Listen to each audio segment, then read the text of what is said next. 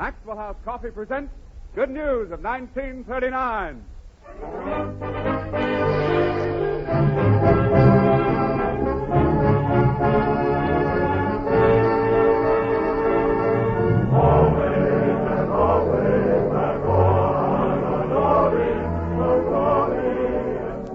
Once again, the makers of Maxwell House Coffee welcome you to an hour of entertainment brought to you by the Metro-Goldwyn-Mayer Studios in Hollywood. Starring Frank Morgan, Fanny, Brice, and Hanley Stafford, and Meredith, Willson, and his orchestra, with tonight's special guests, Melvyn Douglas, Virginia Bruce, and Gilbert Russell. And here is your host for this evening, Robert Young.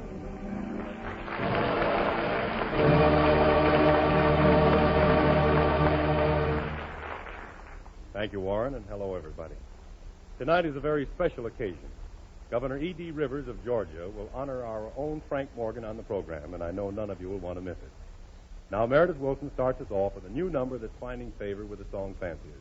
It's called Sing My Heart.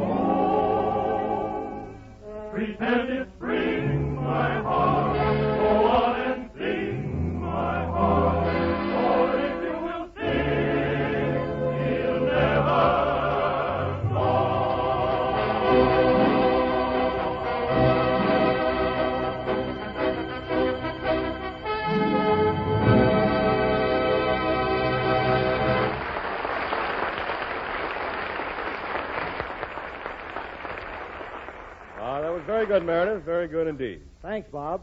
Say, can I talk to Melvyn Douglas? He claims people never have adventures, and I had one.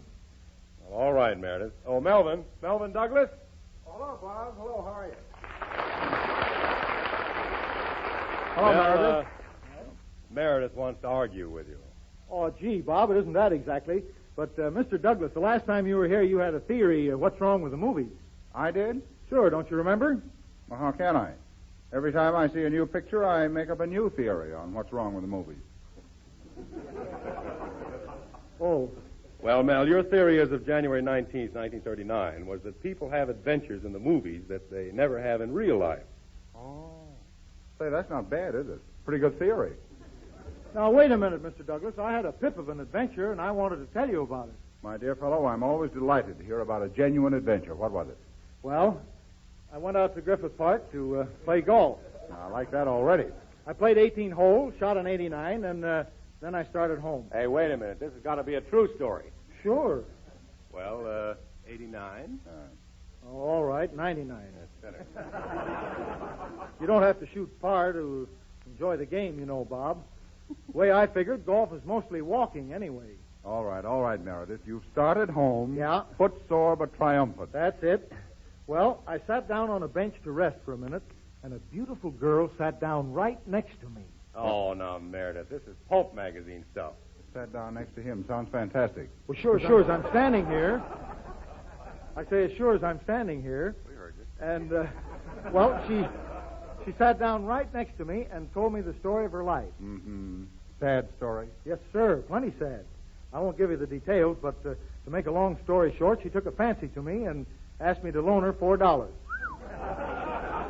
Boy, she must have liked you. Oh, sure. I hope you weren't embarrassed, Meredith. Did you happen to have that amount on you? Just happened to.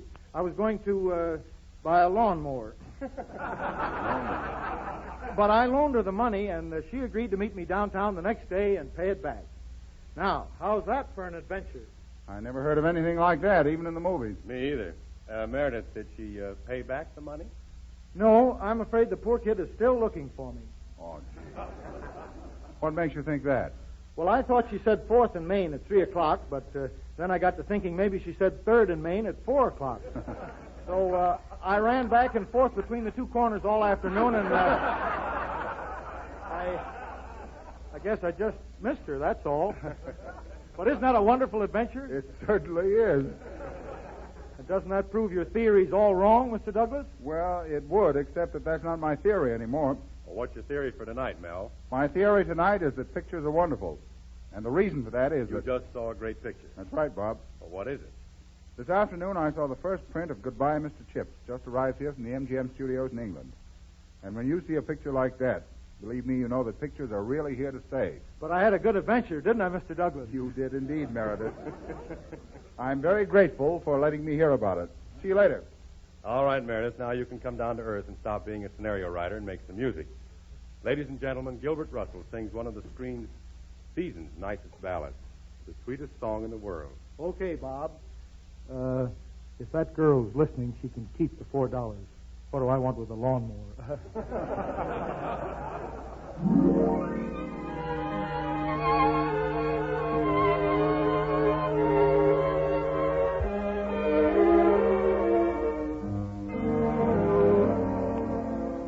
The sweetest song in the world is sung when lights are low and your heart is young. We sang it together in the twilight glow, not so very long ago. Do you recall? That old sweet song is the same today. We sing it still in the same old way. For it is love, and love alone can bring to you the sweetest song in the world. Just a song at twilight when the lights are low and the flickering shadows softly come and go. That old sweet song is the same today. We sing it still in the same